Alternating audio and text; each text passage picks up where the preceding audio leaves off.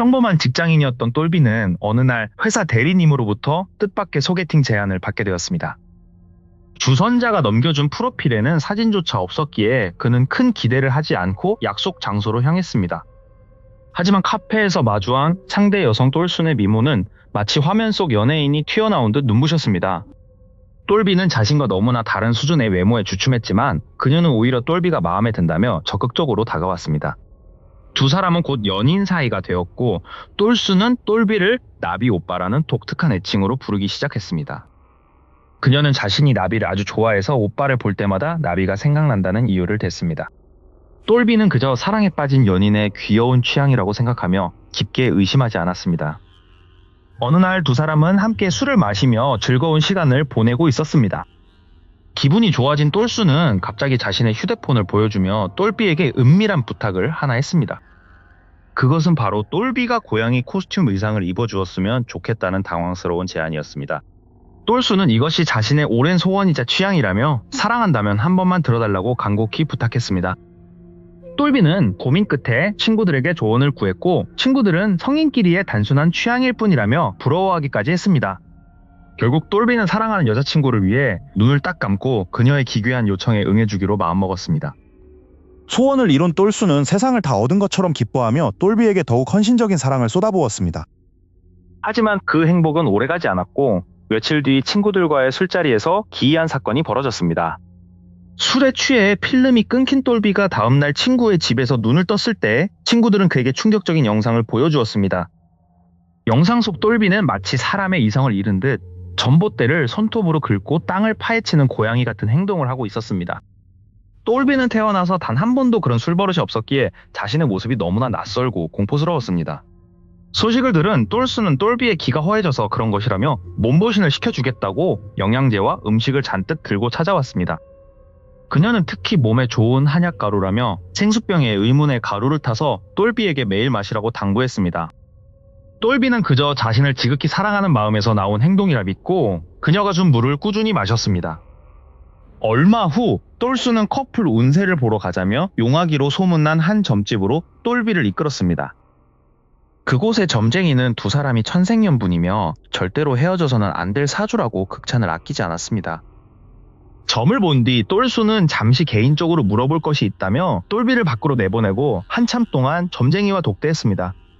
그날 이후 똘비는 회사 부서 이동을 하게 되었고 새로운 팀원들과 원만한 관계를 맺으며 적응해 나갔습니다. 하지만 유독 한 사람, 준현이라는 이름의 동료만이 똘비를 마치 더러운 것을 보듯 노골적으로 피했습니다. 참다 못한 똘비가 그를 따로 불러 이유를 묻자 준현은 차가운 표정으로 예상치 못한 말을 내뱉었습니다. 준현은 똘비에게서 귀신이 붙은 것보다 더 지독하고 어두운 기운, 즉 귀기가 느껴져서 가까이 가기 두렵다고 말했습니다. 그는 틀림없이 뭔가 안 좋은 일이 벌어지고 있다며 당장이라도 제대로 된 무당을 찾아가 보라고 강하게 권고했습니다. 찜찜해진 똘비는 예전에 똘순과 갔던 점집 거리를 다시 찾았지만 이번에는 왠지 모를 이끌림의 낡은 간판의 점집으로 들어갔습니다. 그곳에 앉아있던 노파는 똘비를 보자마자 이상한 게 찾아왔다며 그가 죽을 위기에 처해 있다고 호통을 쳤습니다. 노파는 똘비의 등 뒤에 무언가 그를 죽일 듯이 노려보고 있다며 당장 도망쳐야 한다고 경고했습니다. 똘비는 그녀의 말을 미친 소리로 치부하며 애써 무시했지만 가슴 한구석에는 불안의 씨앗이 자라기 시작했습니다. 그러던 중 똘비는 살던 집의 계약이 만료되어 이사를 해야 하는 상황에 놓이게 되었습니다. 똘수는 이 기회에 자신과 합쳐서 살자며 결혼까지 생각하고 있다는 감동적인 제안을 해왔습니다. 경제적 부담을 덜 수 있다는 생각에 똘비는 그녀의 제안을 수락했고 짐을 챙겨 그녀의 집으로 향했습니다. 그녀의 집 앞에 도착했을 때 똘수는 집안 정리가 덜 됐다며 똘비를 문밖에서 잠시 기다리게 했습니다. 그때 똘비의 휴대폰으로 전화를 걸어온 사람은 다름 아닌 지난번에 낡은 점집 노파였습니다. 그녀는 다급한 목소리로 지금 당장 그곳에서 나오라며 거기 있으면 죽음을 면치 못할 것이라 소리쳤습니다. 전화를 끊고 들어간 똘순의 집은 겉보기엔 평온했지만 똘비는 서랍 속에서 우연히 발견한 상자를 열어보고 경악을 금치 못했습니다. 그 상자 안에는 똘비가 입었던 것과 똑같은 고양이 의상을 입고 있는 고양이의 사진들과 나비라는 이름표가 가득했기 때문입니다. 똘비는 서랍 속 고양이 사진들을 본 순간 온몸에 소름이 돋는 것을 느꼈습니다. 똘수는 아무 일도 없었다는 듯이 방으로 들어와 똘비에게 환하게 웃어 보였습니다. 그녀는 똘비의 손에 들린 사진을 뺏어들며 우리 나비가 참 예뻤지 않냐고 물었습니다. 똘비는 죽은 고양이와 똑같은 옷을 입으라고 했던 그녀의 제안이 단순한 취향이 아님을 직감했습니다. 똘수는 갑자기 표정을 바꾸더니 오늘은 왜 고양이 귀를 쓰지 않느냐며 화를 내기 시작했습니다. 그녀의 집요한 요구에 못 이겨 똘비는 결국 다시 머리띠를 착용할 수밖에 없었습니다.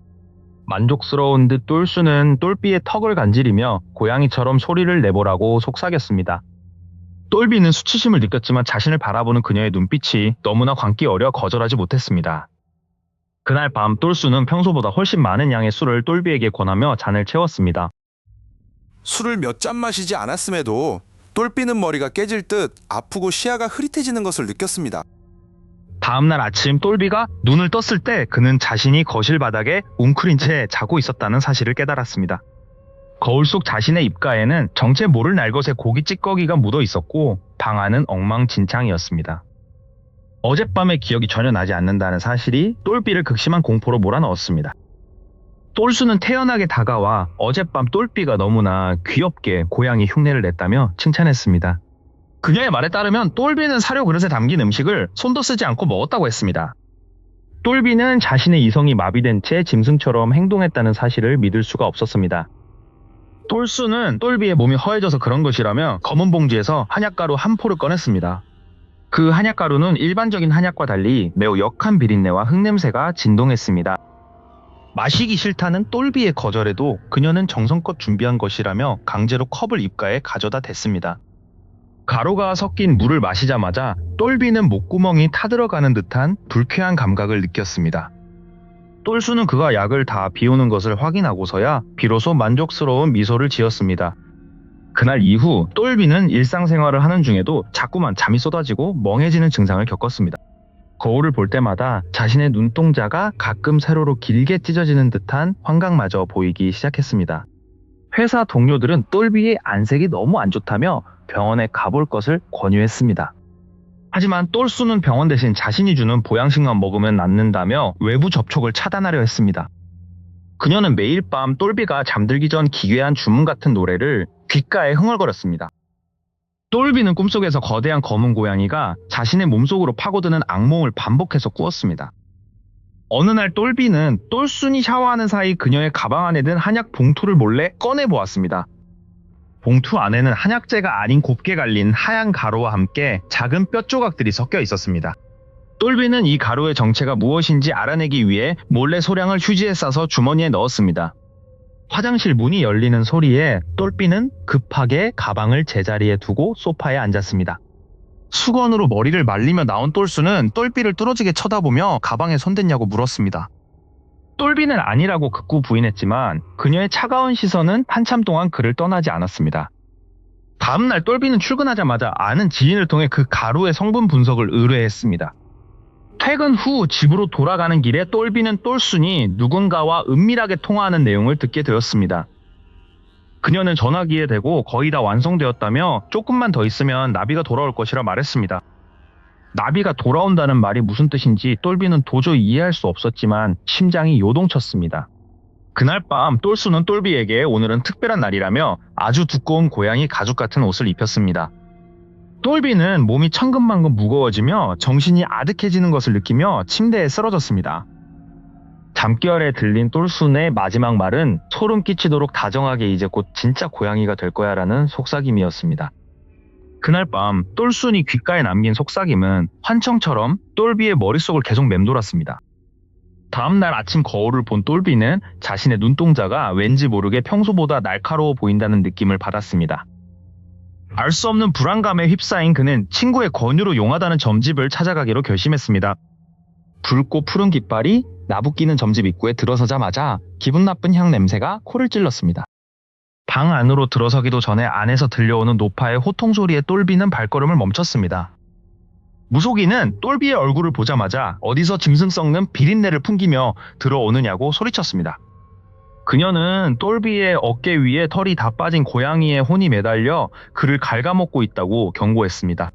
무속인은 지금 당장 곁에 있는 여자를 떠나지 않으면 영원히 사람이 아닌 것으로 살게 될 것이라 덧붙였습니다. 똘비는 머릿속이 하얗게 비워진 채 복채도 제대로 치르지 못하고 도망치듯 점집을 나왔습니다. 하지만 이미 똘순과의 동거를 약속하고 이삿짐을 옮기기로 한 날은 코앞으로 다가와 있었습니다. 똘순은 아무 일도 없었다는 듯 다정한 목소리로 이삿날을 독촉하며 그를 안심시켰습니다. 결국 똘비는 무속인의 말을 애써 미신으로 치부하며 똘순의 집으로 짐을 옮기기 시작했습니다. 똘순의 집은 겉으로 보기엔 매우 깔끔하고 고급스러웠지만 어딘지 모르게 서늘한 냉기가 감돌았습니다. 집 안을 둘러보던 똘비는 거실 한 구석에 놓인 커다란 고양이 캣타워를 보고 멈칫했습니다. 똘수는 예전엔 나비라는 고양이를 키웠지만 지금은 하늘나라에 갔다고 담담하게 말했습니다. 똘비가 고양이 물건들을 치우겠다고 하자 그녀는 갑자기 정색하며 그대로 두라고 명령했습니다. 이사 첫날 밤 똘비는 똘순이 잠든 사이 몰래 집 안을 좀 더 자세히 살펴보기로 했습니다. 그는 왠지 모를 이끌림에 굳게 닫혀있던 드레스룸의 가장 안쪽 옷장을 열었습니다. 옷장 문이 열리자마자 쾌쾌한 곰팡이 냄새와 함께 비릿한 동물의 채취가 훅 끼쳐왔습니다. 그곳에는 옷들 뒤로 숨겨진 작은 재단과 그 위에 놓인 하얀색 도자기 항아리가 있었습니다.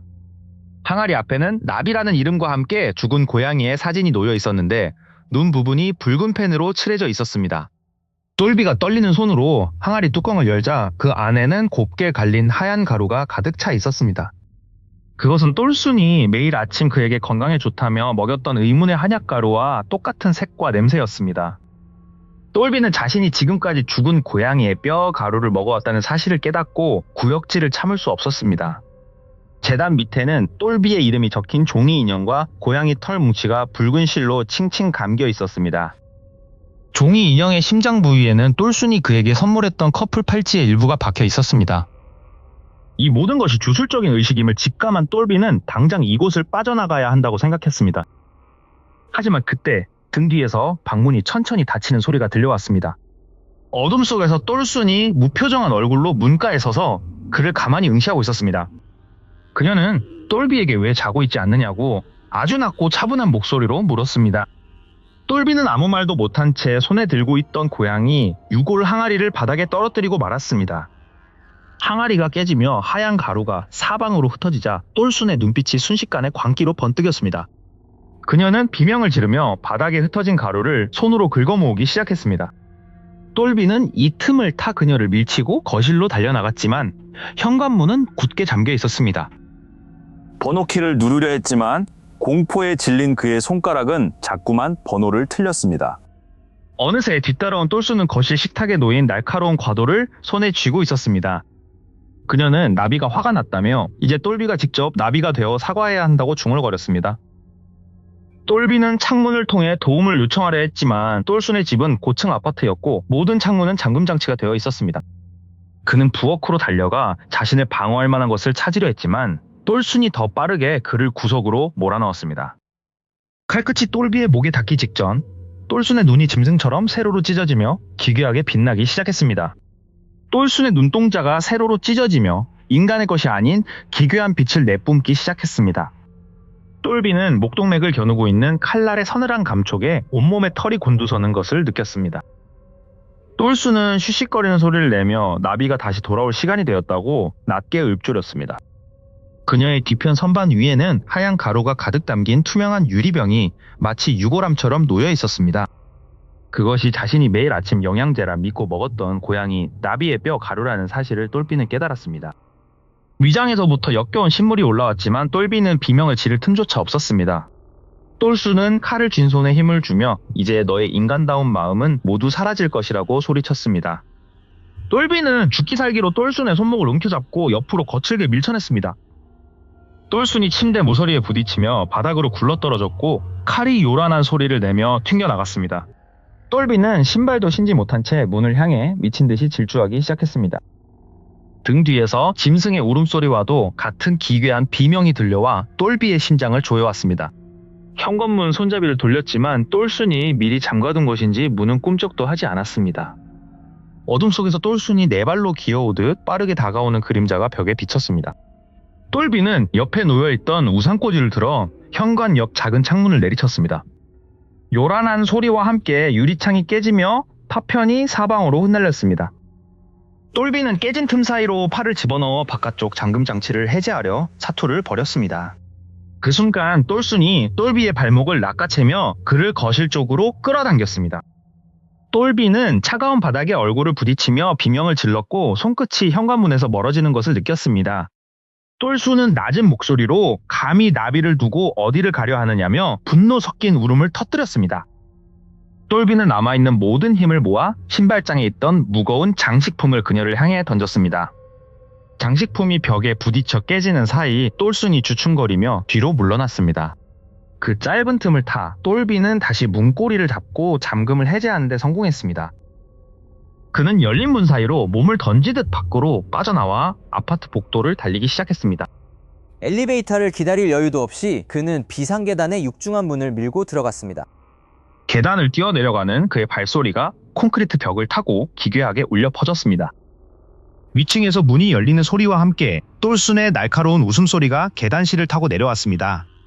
똘비는 숨이 턱 끝까지 차올랐지만 멈추지 않고 1층을 향해 계속해서 발을 내디뎠습니다. 드디어 1층 현관에 도착해 밖으로 뛰쳐나왔을 때 차가운 밤 공기가 그의 폐속을 파고들었습니다. 그는 자신의 차가 있는 주차장으로 달려가 떨리는 손으로 차 문을 열었습니다. 운전석에 올라타자마자 문을 잠근 똘비는 거친 숨을 몰아쉬며 아파트 입구를 응시했습니다. 아파트 공동현관 유리문 너머로 흰 소복을 입은 듯한 똘순이 기괴한 자세로 서서 그를 바라보고 있었습니다. 그녀의 손에는 아직도 뼈가루가 든 유리병이 들려 있었고 그녀는 서서히 미소를 지었습니다. 똘비는 비명을 지르며 시동을 걸고 주차장을 빠져나가기 위해 가속 페달을 밟았습니다. 도망치는 내내 백미러를 통해 혹시나 그녀가 따라오지는 않는지 확인하며 그는 눈물을 흘렸습니다. 자신이 사랑했던 여자가 사실은 자신을 죽은 고양이의 대역으로 쓰려 했다는 사실이 믿기지 않았습니다. 한참을 달려 인적이 많은 편의점 앞에 차를 세운 뒤에야 그는 비로소 안도의 한숨을 내뱉었습니다. 하지만 뒷좌석에서 들려오는 희미한 야옹 소리에 똘비의 온몸이 다시 얼어붙었습니다. 천천히 고개를 돌려 확인한 뒷좌석에는 아무것도 없었지만 시트 위에는 정체 모를 하얀 가루가 흩뿌려져 있었습니다. 똘비는 이 공포에서 결코 벗어날 수 없음을 직감하며 고개를 떨구었습니다. 그 순간 편의점 유리창에 비친 똘비의 그림자가 고양이처럼 등을 구부리며 길게 늘어지기 시작했습니다. 유리창에 비친 기괴한 그림자를 뒤로한 채 똘비는 미친 듯이 달아나 그 도시를 떠났습니다. 몇 달 후 똘비는 과거를 모두 지우고 완전히 새로운 정보기술 회사의 마케팅팀으로 이직했습니다. 그곳에서 똘비는 모든 사원이 우러러보는 완벽한 대리 준현을 처음 만나게 되었습니다. 준현은 누구에게나 친절했고 일처리 또한 빈틈이 없어 회사의 차기 핵심 인재로 꼽히고 있었습니다. 똘비가 업무에 적응하지 못해 헤맬 때마다 준현은 조용히 다가와 세심하게 도움을 주었습니다. 하지만 준현의 친절함에는 말로 설명하기 힘든 기이한 서늘함이 서려 있었습니다. 준현은 유독 동료들의 건강 상태나 개인적인 식습관에 대해 묻는 것을 좋아했습니다. 그는 동료가 땅콩 알레르기가 있는지 혹은 당뇨가 있는지를 마치 수집하듯 기록하곤 했습니다. 그러던 어느 날 준현의 승진을 가로막던 가장 강력한 라이벌이었던 박 과장이 갑자기 쓰러졌습니다. 박 과장은 점심 식사 도중 심각한 호흡 곤란을 일으키며 응급실로 실려가 돌아오지 못했습니다. 의사는 박 과장이 평소 없던 알레르기 반응에 의한 아나필락시스 쇼크를 일으켰다고 진단했습니다. 준현은 슬퍼하는 동료들 사이에서 가장 앞장서서 박 과장의 업무를 대신 처리하기 시작했습니다. 똘비는 우연히 복도 끝에서 혼자 미소 짓고 있는 준현의 옆모습을 목격하고 얼어붙었습니다. 일주일 뒤 이번에는 팀의 분위기 메이커였던 김대리가 계단에서 구르는 사고가 발생했습니다. 김대리는 누군가 계단 바닥에 미끄러운 액체를 뿌려놓은 것 같다고 동료들에게 속삭였습니다. 김대리가 맡고 있던 핵심 프로젝트의 권한은 자연스럽게 준현에게 모두 넘어갔습니다. 회사의 모든 장애물이 제거되자 준현의 목소리는 더욱 자신감에 차고 단단해졌습니다. 똘비는 이 모든 우연히 겹치는 타이밍이 너무나도 정교하다는 생각에 밤잠을 설쳤습니다. 그는 준현이 매일 아침 정성스럽게 타주는 커피조차 이제는 공포의 대상으로 다가왔습니다. 준현의 책상 위에는 항상 정체 모를 작은 유리병들이 가득 든 가죽 파우치가 놓여 있었습니다. 어느 날 똘비는 준현이 탕비실에서 누군가의 텀블러에 미세한 가루를 넣는 듯한 환영을 보았습니다. 준현은 고개를 돌려 똘비를 쳐다보며 아주 평온하게 영양제예요라고 대답했습니다. 그 대답을 듣는 순간 똘비는 예전 여자친구가 주었던 의문의 한약 가루가 떠올라 몸을 떨었습니다. 회사의 분위기는 점점 더 삭막해졌고 동료들은 서로를 의심하며 입을 닫기 시작했습니다. 준현의 주변에 있던 사람들이 하나둘 사라질수록 그의 사내의 영향력은 비정상적으로 커졌습니다. 똘비는 준현의 정체를 밝혀내기 위해 그가 자리를 비운 틈을 타 책상 근처를 서성였습니다. 준현의 컴퓨터 화면은 꺼져 있었지만 본체에서는 기분 나쁜 기계음이 계속해서 흘러나왔습니다. 똘비는 준현의 서랍 깊숙한 곳에서 사원들의 이름이 적힌 낡은 폴더 하나를 발견했습니다. 그 폴더 안에는 동료들의 사진뿐만 아니라 그들의 일거수일투족이 스토커처럼 기록되어 있었습니다. 사진 속 동료들의 눈 위에는 날카로운 펜으로 커다란 가위표가 그어져 있었습니다. 똘비는 서둘러 폴더를 닫으려 했지만 마지막 페이지에 적힌 자신의 이름을 보고 멈췄습니다. 자신의 이름 옆에는 관찰 대상, 고양이 반응 확인이라는 이해할 수 없는 문구가 적혀 있었습니다. 그 순간 사무실 문이 열리는 소리가 들렸고 똘비는 황급히 폴더를 서랍 속에 밀어 넣었습니다. 들어온 사람은 준현이었으며 그는 아무것도 모르는 듯 똘비에게 환하게 웃어 보였습니다. 거기서 뭐 하세요? 똘비 씨 자리는 저쪽인데요 라고 그는 부드럽게 물었습니다. 똘비는 식은땀을 흘리며 물건을 찾으러 왔다고 둘러대고는 도망치듯 자리를 피했습니다. 준현은 멀어져가는 똘비의 뒷모습을 바라보며 들고 있던 종이컵을 서서히 으깨버렸습니다. 다음날 출근한 똘비의 책상 위에는 정체 모를 하얀 가루가 뿌려진 사탕 한 봉지가 놓여 있었습니다. 주변을 둘러보자 준현은 멀리서 똘비를 뚫어지게 응시하며 입모양으로 드셔보세요라고 말했습니다. 공포에 질린 똘비가 가방을 챙겨 나가려던 찰나 회사의 모든 출입문이 전자식으로 잠기는 소리가 들려왔습니다. 똘비는 복도의 정적 속에서 문이 잠기는 소리를 들으며 숨을 죽였습니다. 그는 떨리는 손으로 준현의 부장실 도어락에 손을 가져갔습니다. 준현이 알려주었던 비밀번호가 머릿속에서 어지럽게 뒤섞였습니다. 삐빅 소리와 함께 마침내 부장실의 육중한 문이 열렸습니다. 똘비는 혹시나 준현이 돌아올까봐 뒤를 살피며 방 안으로 발을 들였습니다. 방 안에는 준현의 성격을 반영하듯 서류 하나 흐트러짐 없이 정돈되어 있었습니다. 똘비는 준현이 평소 아끼던 잠금 장치가 달린 서랍장 앞에 섰습니다. 그는 책상 위 펜꽂이 뒤에 숨겨져 있던 작은 열쇠를 찾아냈습니다. 열쇠가 돌아가는 금속성의 소리가 방 안에 크게 울려 퍼졌습니다. 서랍이 열리자 그 안에는 수십 명의 사원 이름이 적힌 검은색 폴더가 있었습니다. 폴더를 펼친 똘비는 가장 첫 페이지에 적힌 자신의 이름을 보고 경악했습니다. 그곳에는 똘비의 가족관계는 물론 평소 앓고 있던 사소한 지병까지 적혀 있었습니다. 다음 장을 넘기자 최근 사고를 당했던 A 선배의 기록이 나타났습니다. 선배의 항목에는 심근경색 유도 가능이라는 붉은색 글씨가 선명하게 적혀 있었습니다. 사망 날짜와 시간 옆에는 준현이 직접 적은 것으로 보이는 체크 표시가 있었습니다. 똘비는 손을 떨며 최근 알레르기로 고생하던 성민 씨의 페이지를 찾았습니다. 성민 씨의 기록지에는 땅콩 및 견과류, 치명적 알레르기라고 크게 강조되어 있었습니다. 그 옆에는 준현이 성민의 짜장면에 가루를 뿌리던 그날의 날짜가 기록되어 있었습니다. 똘비는 준현이 왜 이런 잔혹한 리스트를 작성했는지 도무지 이해할 수 없었습니다. 리스트는 마치 신이 인간의 운명을 결정하듯 정교하고 냉혹하게 짜여 있었습니다. 이 리스트는 단순한 정보 수집이 아니라 동료들을 제거하기 위한 처형 명단이었습니다. 똘비는 서랍장 구석에서 또 다른 작은 상자를 발견했습니다. 상자를 열자 그 안에는 정체를 알 수 없는 미세한 가루들이 담긴 약병들이 가득했습니다. 약병에는 이름 대신 각각 알레르기, 혈압, 시력 같은 기괴한 라벨이 붙어 있었습니다. 이것들은 준현이 사원들에게 몰래 먹여온 치명적인 무기들이었습니다. 갑자기 복도 끝에서 구두가 바닥을 두드리는 소리가 들려왔습니다. 똘비는 서둘러 폴더를 덮고 서랍을 닫으려 했지만 손이 마음대로 움직이지 않았습니다. 발소리는 점점 가까워지며 부장실 문 앞에 멈춰 섰습니다. 그는 책상 밑으로 몸을 숨기고 숨소리조차 내지 않으려 애썼습니다. 도어락이 해제되는 경쾌한 전자음이 방 안에 울려 퍼졌습니다. 방 안으로 들어온 사람은 불을 켜지 않은 채 어둠 속에서 가만히 서 있었습니다. 준현은 무언가 이상함을 감지한 듯 방 안의 공기를 천천히 들이마셨습니다. 똘비는 자신의 심장 박동 소리가 준현에게 들릴까봐 온몸을 굳혔습니다. 준현은 책상 앞으로 다가와 똘비가 미처 다 닫지 못한 서랍장을 내려다보았습니다. 그는 아무 말 없이 서랍을 부드럽게 밀어 완전히 닫았습니다. 준현은 책상 위로 손을 얹고 똘비가 숨어있는 쪽을 향해 몸을 숙였습니다. 어둠 속에서 준현의 낮은 목소리가 똘비의 귓가에 환청처럼 들려왔습니다. 준현은 아무도 없는 방에 인사를 건네듯 다 알고 있어라고 작게 읊조렸습니다. 준현이 다시 방을 나가자 똘비는 참았던 숨을 한꺼번에 몰아쉬었습니다. 하지만 똘비는 보았습니다. 닫힌 문 너머에서 준현이 여전히 자신을 기다리고 있다는 듯한 기괴한 그림자를요. 준현의 사무실 문틈 사이로 새어나오는 차가운 공기가 똘비의 피부를 소름 끼치게 파고듭니다. 그가 발견한 것은 단순한 서류 뭉치가 아니라 동료들의 생명을 담보로 한 잔혹한 체크리스트였습니다. 준현은 매일 밤 아무도 없는 탕비실에서 자신만의 은밀한 실험을 반복하고 있었습니다.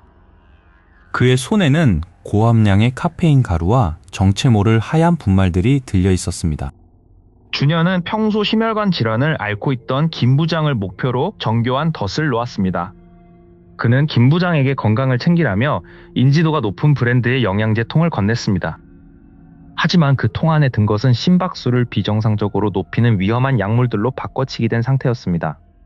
며칠 뒤 김 부장은 업무 보고 도중 갑작스러운 심장마비로 쓰러지고 말았습니다. 구급차가 도착했을 때 준현은 누구보다 슬픈 표정으로 부장의 곁을 지키고 있었습니다. 그러나 똘비의 눈에 비친 준현의 입가는 아주 미세하게 경련하며 웃음을 참고 있는 듯 보였습니다. 다음 타겟은 복숭아 알레르기가 극도로 심했던 라이벌 박 과장이었습니다. 준현은 과일 향이 전혀 나지 않는 인공향료를 이용해 복숭아 성분을 영양제에 배합했습니다. 박 과장은 의심 없이 준현이 준 피로회복제를 마셨고 순식간에 호흡 곤란에 빠졌습니다. 현장에 남은 병은 준현에 의해 교묘하게 수거되어 증거조차 남지 않았습니다. 똘비는 이 모든 우연이 사실은 철저하게 계산된 살인 계획임을 깨닫고 몸서리쳤습니다. 그는 준현의 책상 서랍 속에 숨겨진 약 상자들을 확인하기 위해 기회를 엿보았습니다. 정적이 흐르는 사무실 안에서 서랍이 열리는 작은 마찰음이 천둥소리처럼 크게 들렸습니다. 서랍 안에는 수많은 동료의 이름이 적힌 약봉지들이 가지런히 정리되어 있었습니다. 각 봉투에는 그들이 먹어야 할 시간과 치사량이 정교하게 메모되어 있었습니다. 준현은 동료들을 인간이 아닌 승진을 위해 제거해야 할 장애물 정도로만 여겼습니다. 방해꾼들이 사라질 때마다 준현의 직급은 마치 계단을 오르듯 빠르게 상승했습니다. 똘비는 자신이 다음 타겟이 될지도 모른다는 공포에 휩싸여 아무것도 할 수 없었습니다. 준현은 똘비의 공포를 눈치챈 듯 그에게 다가와 다정한 목소리로 말을 건넸습니다. 요즘 안색이 안 좋네. 내가 특별히 조제한 비타민인데 한번 먹어봐요. 똘비는 거절할 핑계를 찾으려 했지만 준현의 강렬한 눈빛이 그의 숨통을 조여왔습니다. 그는 화장실에 다녀오겠다며 황급히 자리를 피했지만 준현의 시선은 계속 따라왔습니다. 화장실 칸 안에 숨어 숨을 몰아쉬던 똘비는 옆 칸에서 들리는 이상한 소리를 들었습니다. 그것은 가루를 빻는 듯한 규칙적인 금속성의 소리였습니다. 잠시 후 문이 열리고 나가는 구두 소리는 분명히 준현의 것이었습니다. 똘비는 더 이상 지체할 수 없다고 판단하고 경찰에 신고할 증거를 모으기로 결심했습니다. 그는 준현이 버린 쓰레기통에서 성분 분석이 가능한 잔해들을 찾아냈습니다. 그곳에는 병원에서나 쓰일 법한 강력한 혈압 조절제 빈 병들이 가득했습니다.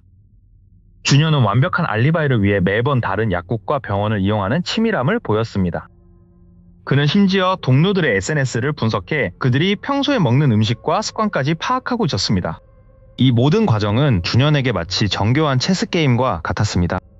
똘비가 증거를 챙겨 사무실을 빠져나가려던 찰나 복도의 센서 등이 일제히 켜졌습니다.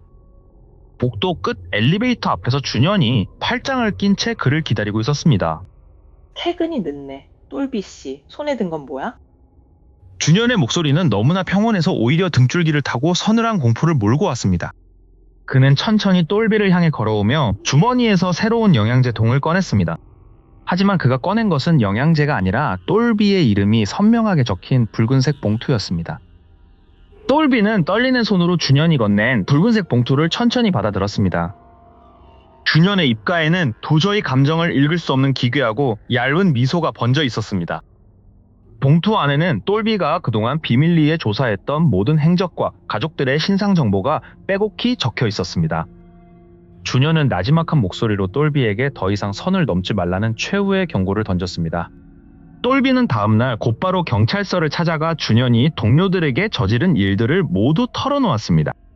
하지만 형사는 준현이 건넨 것이 단순한 영양제일 뿐이라는 객관적 증거만을 강조하며 고개를 저었습니다. 이미 모든 알레르기 유발 물질은 준현에 의해 완벽하게 인멸된 상태였고 남은 것은 아무것도 없었습니다. 피해를 입었던 동료들조차 준현의 보복이 두려워 증언을 거부하거나 오히려 준현을 옹호하기 시작했습니다. 준현은 오히려 똘비를 명예훼손과 업무 방해 혐의로 역고소하며 그를 벼랑 끝으로 몰아넣었습니다. 회사 내에서 똘비는 순식간에 정신적으로 불안정한 이상한 사람으로 낙인 찍히고 말았습니다. 준현의 책상 위에는 이제 똘비의 자리를 대신할 새로운 인재의 프로필이 놓여 있었습니다. 똘비는 결국 짐을 싸서 아무도 모르게 회사를 그만두고 잠적하는 길을 택했습니다. 그가 떠난 자리에는 준현의 차가운 승진, 축하 화환들이 화려하게 늘어섰습니다. 준현은 이제 상무이사라는 직함을 달고 더 높은 층의 집무실로 이사를 마쳤습니다. 그의 컴퓨터 화면에는 여전히 처리해야 할 방해물들의 리스트가 조용히 빛나고 있었습니다. 그는 아주 정교하게 포장된 새로운 영양제 병을 꺼내어 조용히 만지작거렸습니다. 똘비는 멀리 떨어진 시골 마을에서 여전히 누군가 자신을 지켜보고 있다는 공포에 시달리며 살아가고 있습니다. 법은 완벽한 알리바이를 가진 준현을 결코 건드릴 수 없었습니다. 한편 고양이 뼈 가루를 먹이려 했던 전 여자친구 똘수는 여전히 다른 도시에서 평범한 미소를 지으며 살아가고 있습니다. 그녀의 가방 안에는 여전히 작은 고양이 뼈 가루가 든 약봉지가 들어있을지도 모릅니다. 세상은 이처럼 평범한 얼굴을 한 괴물들이 승리하는 곳인지도 모른다는 의문이 남습니다. 준현은 오늘도 비서가 가져온 커피를 마시며 다음 목표를 향해 우아하게 걸음을 옮깁니다. 그의 구두 소리는 복도에 울려 퍼지며 마치 사냥감을 쫓는 포식자의 발소리처럼 들립니다. 똘비가 남긴 마지막 고발장은 쓰레기통 깊숙한 곳에서 갈기갈기 찢겨진 채 발견되었습니다. 승진 누락자들의 슬픈 사연은 그저 회사의 전설로만 남게 되었을 뿐입니다. 준현은 카메라를 향해 아주 천천히 고개를 돌리며 서늘하게 웃어 보였습니다. 진실을 밝히고자 했던 용기는 거대한 악의 치밀함 앞에 무참히 무너져 내렸습니다. 우리 주변의 완벽한 누군가도 혹시 이런 가면을 쓰고 있는 것은 아닐까요? 준현의 집무실 문이 닫히며 모든 비밀은 영원히 어둠 속으로 매장되었습니다. 붉은색 봉투는 이제 다음 타겟의 책상 위에 조용히 놓여질 준비를 하고 있습니다. 당신이 먹는 영양제도 가끔은 의심해봐야 할지도 모릅니다. 똘비의 흔적은 이제 그 어디에서도 찾아볼 수 없게 깨끗이 지워졌습니다. 준현은 자신의 승진 기사를 보며 만족스러운 듯 와인 한 잔을 들이켰습니다. 와인의 붉은 빛은 마치 그가 짓밟고 올라온 이들의 핏빛처럼 진하게 감돌았습니다. 악의 평범성은 우리 사회의 가장 높은 곳에서 지금 이 순간에도 작동하고 있습니다. 준현은 이제 아무도 자신을 막을 수 없다는 사실을 잘 알고 있습니다. 그는 창밖의 도시를 내려다보며 다음 사냥을 위한 계획을 조용히 구상하기 시작했습니다. 그의 집착은 멈추지 않을 것이며 그의 계획은 더욱 완벽해질 것입니다. 이것은 한 남자의 파멸이자 한 괴물의 탄생에 관한 가장 소름 돋는 기록입니다. 이야기는 여기서 끝나지만 당신의 옆자리에 앉은 그 사람은 아직 끝나지 않았을지도 모릅니다.